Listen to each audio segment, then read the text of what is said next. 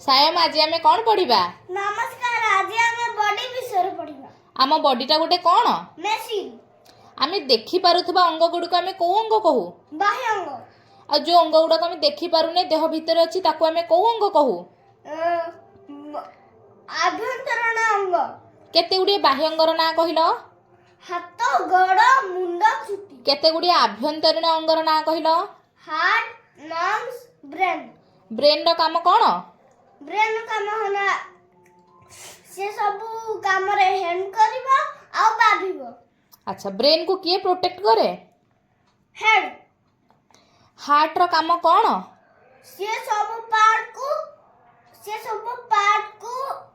Blood pump करबो। Heart केमती sound करे? नबडब नबडब नबडब नबडब। डॉक्टर कोउथिरा हम हार्ट बीट सुनंती? स्टेथोस्कोप।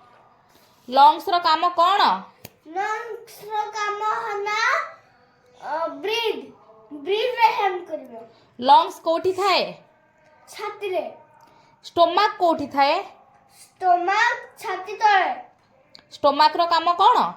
स्टोमक रो काम हना से सब खाइबा को डाइजेस्ट करबो। अच्छा, हम बॉडी रे केतोटी बोन अछि? 206। केते मसल्स अछि? 600। बोन को छुईले केमिति लागिबो? हार्ड। मसल्स को छुईले केमिति लागिबो? सॉफ्ट। बोन आ मसल को किए कवर करिक रखिछि? स्किन। मसल्स आ बोन रो कोन सब काम? कोथरे सब से हमको हेल्प करंती को काम रे?